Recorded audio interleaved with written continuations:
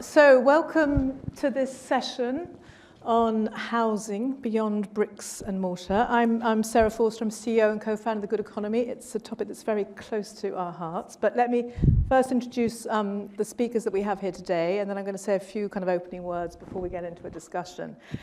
So to my left is Giles Thomas. Giles is currently Head of Guarantees at Homes England.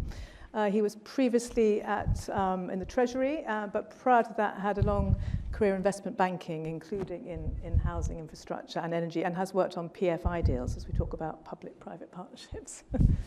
To Giles's left is George Graham, who's the Director of South Yorkshire Pension Authority. George has had long history in the local government pension scene, but also local government finance, and represents practitioners on the LGPS advisory board, so brings a lot of experience, including in local investing and in housing. And then we have Mike Weston. So Mike is today an independent trustee, but was the CEO of the Pensions Infrastructure Partnership and former CEO of Central, one of the pools. So, I mean, that's very, a lot to be said about the pools. And investing locally. Your hair back, just sorry. Flipping the microphone. Thank you. Great.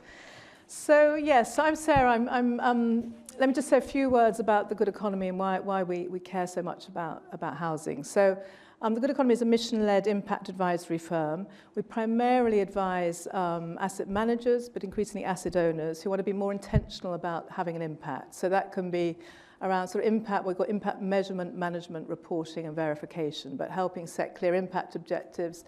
How do you manage for impact? How do you measure and report on that? For us housing is fundamental to a good economy. I think we all know that having a good quality home really affects your life, right? And we know that housing is one of those areas which has the most economic and social multipliers in terms of physical, mental, financial well-being, your ability to go out and work, the ability to educate your children. And somebody talked about human rights. Adequate housing is a human right. So we all know housing is fundamental, but yet we have a housing crisis around the world. In the UK, we're in a housing crisis. We have 1.5 million people on the housing list, of which many people and families have been stuck on that housing list for many, many years. We have many children living in temporary accommodation and inadequate housing. And then we also just have an affordability problem, which may be familiar to many people here. Young people these days finding it very hard to afford to rent or to buy. So I think the big question is, can institutional investment play a role in investing in housing in a way that's really going to help solve the housing crisis, both here in the UK, but globally as well? So I'm first going to turn to Giles. I mean, Angela Rayner talks housing alongside Rachel Reeves, growth.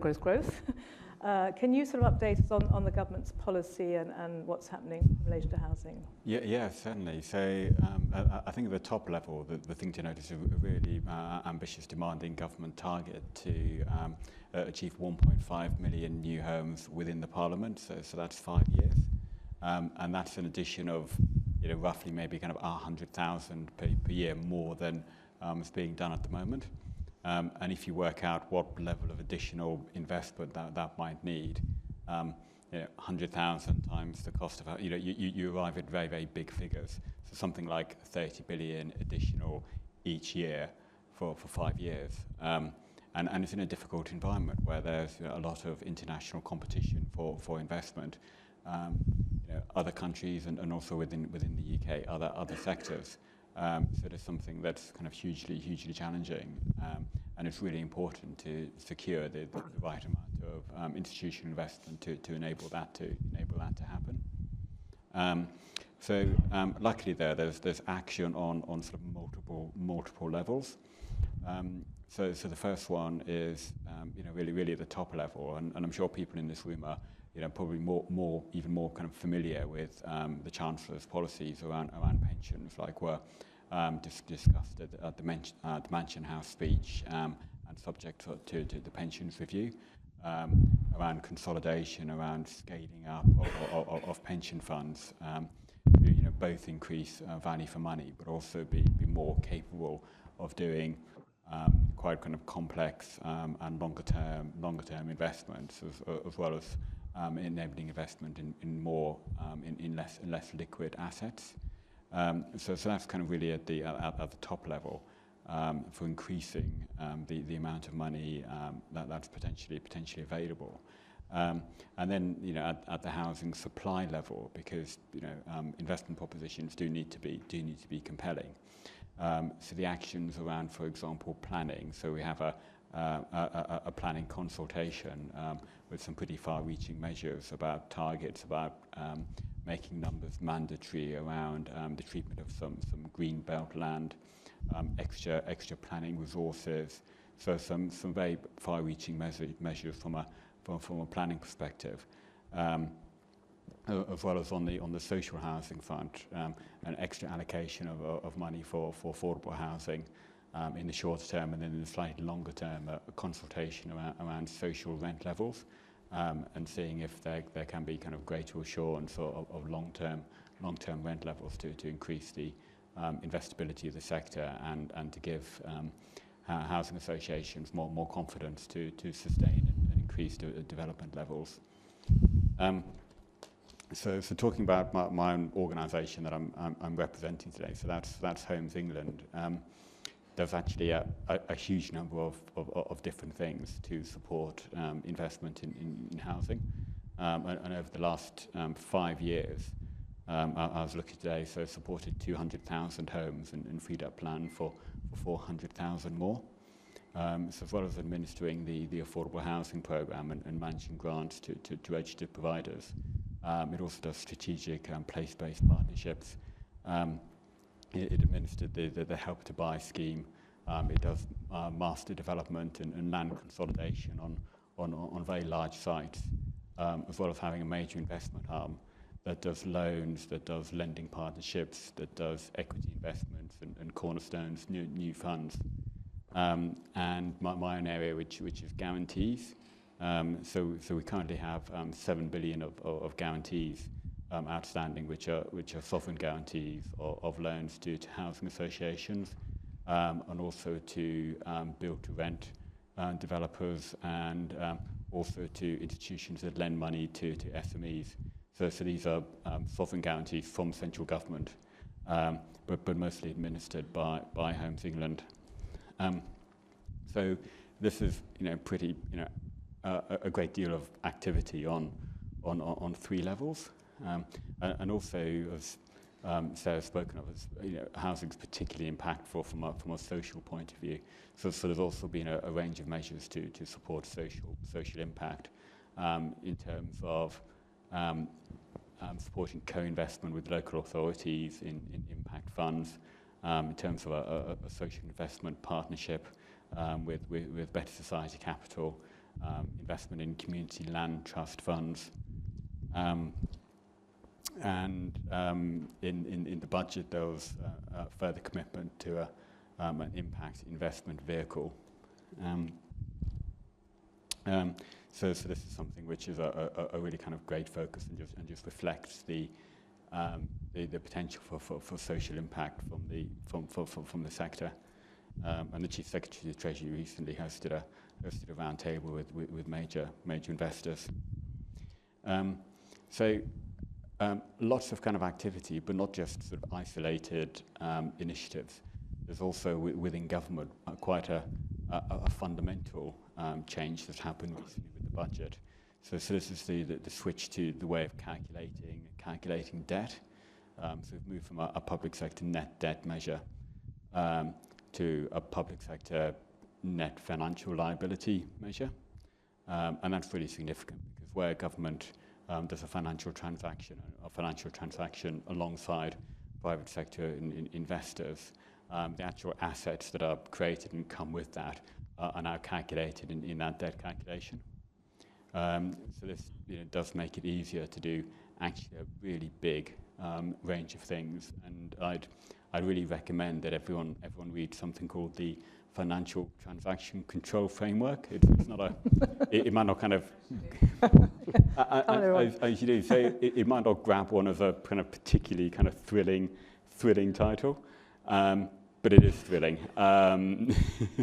It's really is actually very, very far-reaching in terms of how transactions are approved, valued, how budgets work within government.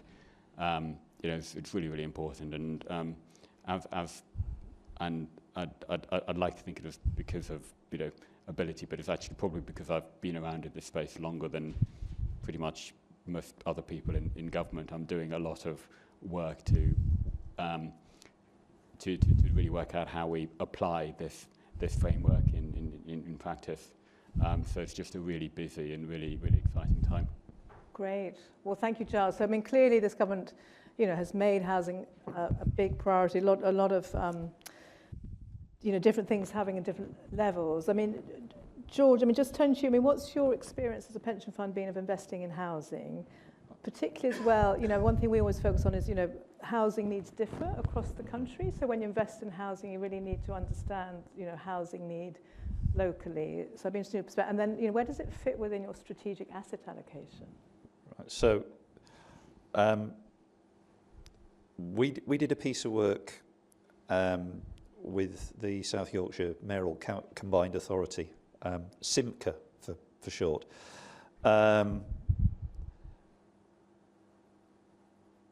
It was broader than just looking at housing. We were interested in what were their priorities for investment in the region that we could actually invest in, and housing was one of those.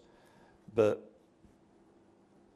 in our area, while there are housing affordability issues, there's also a very significant issue about diversity of housing supply.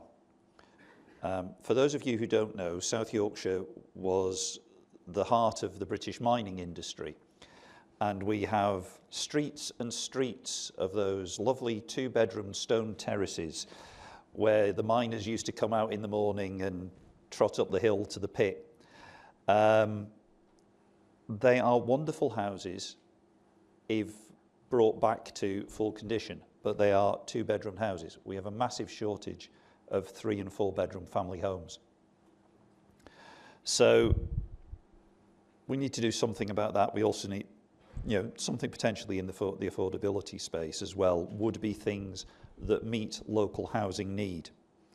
So we've done a number of things, and we look at this partly in the real estate space and partly as part of private credit, because we're doing a number of different things. So we've got a fund manager who was already operating a Yorkshire-focused commercial property fund, who agreed to run a South Yorkshire-focused residential fund for us. And they've done a couple of things with a number of local small, medium developers. And these are developers who can't really get finance from the banks. They're good developers. They produce good product. So they're giving these developers loan facilities that will allow them to get developments off the ground that get repaid out of the sale of houses. But they're also buying a small proportion of the houses in a development and using them as private rental and generating an income stream from those. So that's helping those developments get off the ground. So we've appropriately, in the 40th anniversary of the Battle of Orgreave, we are funding a significant part of the redevelopment of the Orgreave Coking Works site, which is just on the edge of Rotherham. And it's now a new community called Waverley, which is largely being developed by a Sheffield-based developer called Sky House.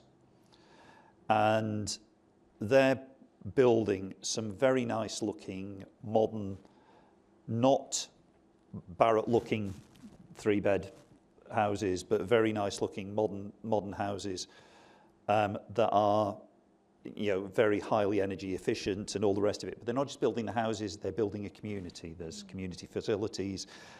They've actually built a new village high street, Olive Lane, which is just coming to completion at the moment. So we're sitting there, we're getting a return on that. That investment's returning, somewhere between 0.75% and 1.25% more than our benchmark for private credit. So this is not us being charitable in any way. We are not philanthropists. We are an investor. We do this stuff because we can make money at it. We've financed development in Sheffield city centre, which converts a former cutlery works. Anybody who watched last year's series of the Channel 4 interior design reality TV show, which I think is hosted by Alan Carr, it used Eyewitness Works, which is what the development's called, as the place where people were doing up the room and decorating the various rooms. I had a tour when all the finished rooms were still there. Some of them were okay. Some of them were faintly bizarre, I have to say. And whoever inherited those rooms, I think they might have. the magnolia rollers were probably coming out quite quickly.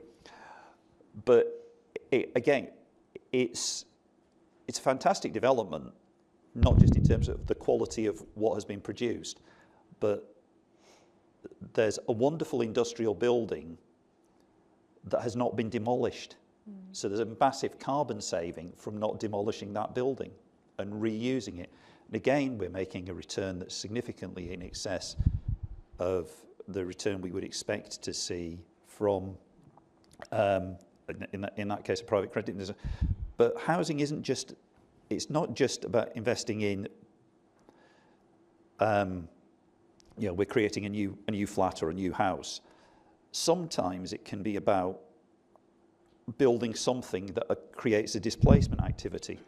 So we're financing a 480-bed purpose-built student accommodation block on a prominent gateway site in Sheffield, which is going to significantly improve the local environment, but is also going to free up a significant number of family houses by moving students out of family housing. And that improves the supply of family housing in the middle of the city, which is actually significantly short. So some of this is about thinking creatively about what you can do. And the brief we've given to our managers is quite wide. While some of this is direct lending, it's not stuff that we underwrite or do all the due diligence on directly. We have managers who do that for us. The brief we've given them is quite wide, but the brief is also to think about this the starting process is to think about this in policy terms, and then to think about what can you make money at within the policy framework. And we need, if we're going to bring more money into housing, to be able to think about these things from a policy perspective rather than things. And the other thing I would say is 2 or 3 of the schemes we've done, we've actually invested alongside Homes England. So we've provided senior debt. Homes England have provided mezzanine. That's a good recipe, and from my point of view is great, because Giles's people do an enormous amount of very good due diligence, which I can rely on. And we only pay for it. Well, I don't pay for it, he pays for it. So that's even better from the usual stingy LGPS point of view. No, I mean, George, thank you so much. I think, I mean, you know, these really are kind of exemplary examples. And I think, you know, we've talked a lot about, you know, how investment supports, you know, sustainable development. I mean, it starts with local policy, right? About what does a place need? How do we invest in a way that, you know, supports those needs? I mean, what I want to come back to is with the, I mean, we've had this conversation, but at this point with the consolidation of the pools and this idea of mega funds, you know, what you're talking about, smaller asset managers working with developers, you know, how do we square that circle? Well, let's come back to that. First, let me turn to Mike. I mean, maybe it might be interesting to hear, you know, a little bit the perspective on how residential and then within that affordable housing has developed as an asset class, you know, the last few years. I know there's a lot more institutional investment in the US and Europe.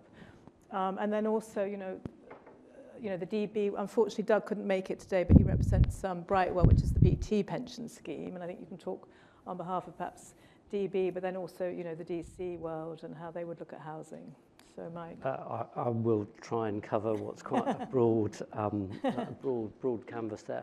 I did work for the BT pension scheme a long time ago, but I wouldn't claim to speak for Brightwell. Pension schemes as a whole, I think the issue that pension schemes have, and let's stay away from LGPS, but more general pension schemes, is that when you talk about housing, it very quickly gets very political and very reputational, and that makes it very complicated. When I got into pensions 35 years or so ago, pension schemes had a real estate allocation. We'd moved away from 60-40 bonds, equity, fixed income. It was equity, fixed income, real estate. Alternatives hadn't really come onto the scene yet. So there was real estate, but it was typically industrial, office buildings, commercial shops, whatever. That was pretty much it. Housing wasn't really there. So I suppose the journey has been since then over time that housing is much discussed. There is clearly a broad macro need for housing. I don't think anybody in the room would argue with the fact that we need more houses. It's just how is it delivered? And that's where, from a pension scheme perspective, and most, aside from the LGPS, I think the argument is most pension schemes, be they corporate DB schemes, the DC schemes, DC Master Trust, are not particularly local because employers have grown, they have operations all over the place, and their DB/DC funds support all the workers wherever they are. So you could argue they might be local to the UK, but they're not local to any particular region. So then it has a slightly different context around how you feel about an asset class. And I think the other complexity in this is simply the way the UK housing market developed. If we look overseas, especially into continental Europe, it's much more of a renting economy. We were always a home-owning economy, and home ownership is a more difficult thing for pension schemes to look at in terms of a way to generate returns for pensions and satisfy fiduciary duty, etc. And it's only, I wouldn't say relatively recently, but just this move towards more acceptability socially of renting houses rather than owning houses. I mean, it does have its problems, of course, since I don't think and this is broader pensions policy, we haven't really got a pensions policy that factors in what's going to happen when a lot of people retire with their DC pension schemes and still have to rent properties. It's just a big problem that's coming down the road in 10, 20 years' time, but we'll have to address, but that's another story. So there's all sorts of policy and social issues around this that make it a complex asset class for pension schemes to invest in. One of the positives is, or a number of positives I would probably try and summarise as, we are now more open to rental. There's lots of institutional investment going into build to rent in a commercial sense. We are now more open to affordable rental. So once you've done some build to rent commercially, you can look at affordable rental because it's addressing a separate element of the market. And over recent times, that whole area, I think, has matured quite a lot. There are lots of different ways now, from Giles's work building new homes that are affordable to converting existing homes or making existing homes affordable.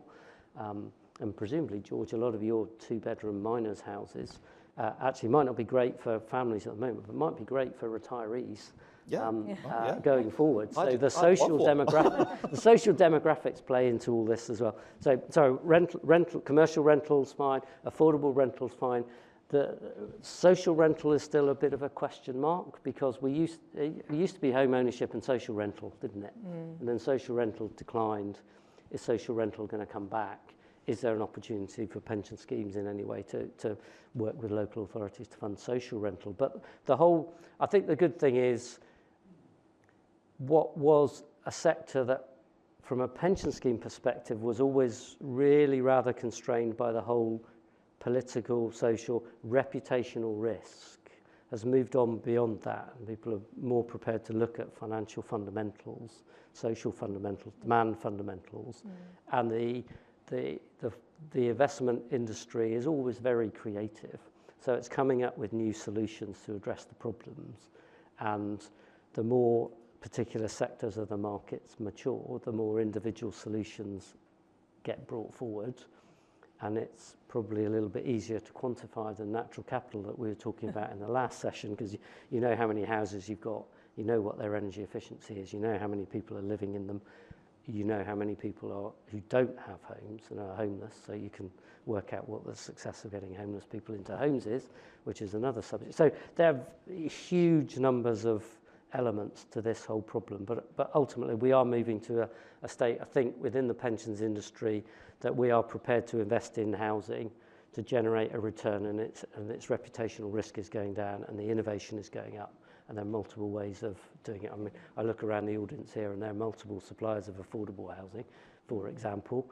I don't know whether there are many commercial house builders in this audience, I don't think so, but it's just indicative of the way pensions are embracing this as a bona fide asset class.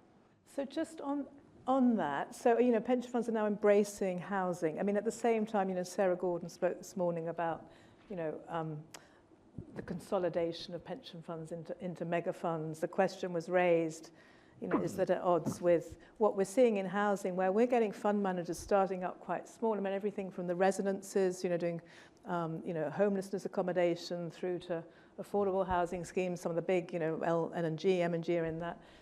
BTR, a lot of new fund managers in that space.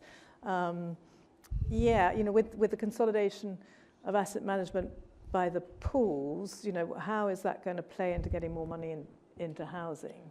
I mean, George, can you, I think there's consolidation's not just happening in LGPS. You know, the plan DC, is for significant consolidation in DC world as well. Yeah. I think in DC world, that plays to the ability to put more money behind things like what L&G and M&G and some of the other big managers are doing, and that will be a good thing. And I think the problem for me with that is that will tend to put development in places where it is easier to develop. I've publicly asked L&G and Schroders a number of times, well, when are you going to invest in Grimethorpe? Answer came there, none. And not that I was expecting it. And in fairness, their job is to make money for their investors, and it would be very difficult to make a return in Grimethorpe from the sort of development they are doing. So that needs to fall to someone else. And I think that does fall neatly to LGPS, and you can make money doing that. The work we've done with the loan facility for local developers actually proves that.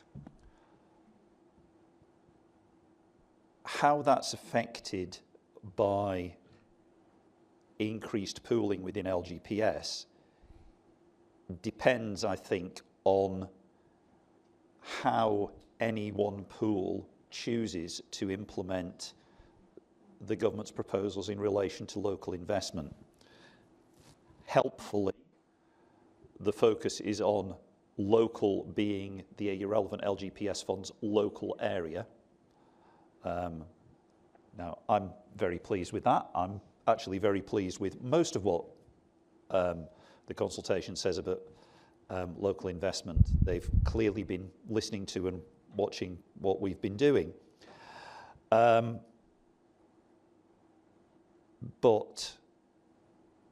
it will need to work from, as the consultation document says, the local fund working with combined authorities or local authorities where a combined authority doesn't exist to define priorities, which will not just be about housing, but across all of the things that will promote local growth. Coming up with a plan for the elements of that you can actually invest in and make money, and the things that you want to, you know, what are the metrics you're going to use to determine success? number of houses built, number of affordable houses, amount of new commercial floor space, jobs created and protected. There's all these standard economic development measures that we can use to measure success. And then create the mandates that you want the pool to deliver.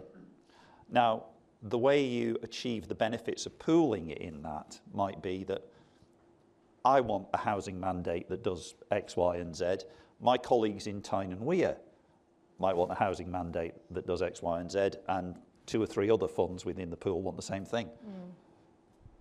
Pool runs one procurement process for the manager, single manager appointed across a number of sleeves. So that's the way you achieve the benefits of pooling around that. But the pool's job is to implement what I tell it I want in my place, and its investments in my place. It isn't about me passing on the latest idea that's come for an investment in a local company, then passing it on to a fund manager in their pooled fund. It's place-based. So it's about, if only the government had said, we want you to have a place-based impact strategy for your place, which is where I would be, because I think that's actually what we're being asked to deliver. We'll get there. So I think, Sarah, pooling and the guidance could be positive for local developments. What's more tricky is effectively the consolidation we've seen in the DB pension space, where many commercial DB schemes have gone to buy out with insurers. With insurers, it's all great. And then you lose the local influence at all.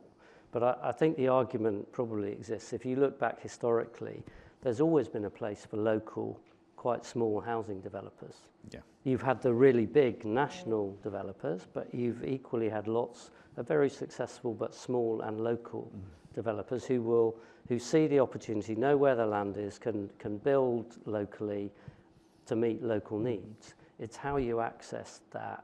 And I don't know whether any of the big insurance pension consolidators will be able to go down that route, but does that open up the opportunity for more local development from alternative pensions? Well, let's just open up questions. I mean, there's one on the screen, and please raise your hand if you'd like to ask a question. I mean, a good question, and one I know, we have, is, how can investors balance financial returns with addressing housing affordability and avoiding contributing to displacement or gentrification?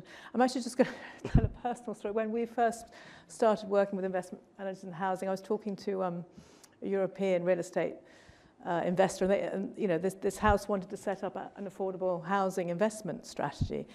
And we were saying, well, that means that you really need to keep rents in line with a certain proportion of earnings. And the earnings in this area are this. Therefore, if rent's going to be affordable, it should be no more than 30% of earnings. He says, oh, that's very low rent. I said, well, sort of that's the point of an affordable housing fund. He said, well, how does that square? I've always been looking to maximise returns. I said, well, that's also the point, But if it's affordable, and I think it's been proven out, you can deliver long-term returns in line with what pension funds want. And then the risks are low because you obviously have very high occupancy. So I don't think it has to be about displacement, but maybe, and gentrification. There are risks, obviously, in investing in housing, but maybe, any thoughts on that question? And Homes England, you must, this is a real issue in some developments. I'm going to go over to this lady here, but actually we do have somebody. You asked earlier, somebody asked whether or not there was anybody in construction in the room, and he didn't put his hand up, but Nigel Purvis from Way Homes is here, so I'll come back to you in a second. Thank you. This relates to the question on the board, but I mean, investing local in one's local area is of course very good, but in places like London, for example, it's a whole different equation because obviously there's such a shortage of space, and I know it's just really challenging to invest in truly affordable homes, and you see a lot of high-end stuff done, or things, just huge swathes of the existing supply being turned over to Airbnb and similar. So I think we also need to address what happened to the existing supply to address the full equation. I'm interested in the view, particularly of Homes England, of how can people think about higher land acquisition areas like London or other big cities. Giles. Yeah, so first of all, in Homes England, so we we work closely with the Mayor of London, and some things are the responsibility of the London Mayor and kind of others Homes England. So it's quite a kind of a complex picture that's a bit different for different things. But certainly that kind of affordability and gentrification is, usually a kind of a very actual, important political issue, especially for the larger, more expansive schemes. And so, a kind of a long, sort of well thought through engagement strategy and political sort of positions are absolutely crucial on those sorts of schemes. Well, I don't pretend to understand what Way Homes does exactly, but you do something slightly differently. So, Nigel, tell us a bit about that. Yes, happy to do so. Nigel Purvis, co-founder and CEO at Way Homes. So we're not involved in construction directly, but we have raised and deployed £75 million of pension fund capital into a new route onto the housing ladder, basically. I suppose a question I had, Sarah, you mentioned in the introduction about UK institutions being underweight housing globally. And it's actually very stark versus Europe and America. I'm quite interested in the panel's view on why that is. What's the sort of historical reasons for that? Why? Because I think I hear some of the objections you hear around reputational risk and all those things. That's true, but that's the same in America as it is in Europe, as it is here. So I'm sort of intrigued by why housing has been a perhaps slightly neglected asset class in the UK. I mean, Mike or George would speak to that, because I think partly it's, well, I mean, there's policy, because there's a lot of, anyway, let's... Yeah, well, I think it's policy, it's complexity, because I think there's an argument that it's quite expensive to manage a housing portfolio, and it's cheaper to manage a kind of big commercial warehouse or office portfolio. So the costs of doing it are high, and the reputational risk is higher. And it's I think a little about the politics and about moving into a more acceptability of a rental housing market, which is a really big change. Yeah, I mean, do you think it's also sort of political culture in a way, housing in some European countries is regulated rents, it's very stable, it's sort of, we had a very free market for housing. It's quite a financialised market, right? In the UK, everybody sees their house as a financial asset. So, yeah, I mean, maybe, But that comes back very much to politics, doesn't it? Yeah. And I know I used to, a while ago, there were big UK investors that did go overseas and invest in significant German rental real estate and earn significant, quite stable long-term returns. But they didn't invest in the UK because there wasn't a product, there wasn't a sector as easily accessible. So it required a lot more work and effort to get involved and came with more risks. I think that there are two elements. One, which is particularly, I think, true of pension funds, is the reputational issue Mike pointed to. The second is that we did not in the UK have a large landlord model in the private rented sector. We had thousands and thousands of small landlords renting 1 or 2 or up to 10 or 15 houses, which is goes to Mike's point about there not being product. The L&Gs of this world have sort of spotted a niche in the market and said, we can provide a better quality product by developing build to rent from scratch in sizable chunks, and they can therefore generate economies of scale in management from that. And that hopefully will do two things. It will make investment in residential property more acceptable across pension investors, but hopefully it will also significantly increase the quality of the private rented sector in housing in this country. And that's actually the big benefit from it, because it isn't just that we need more houses.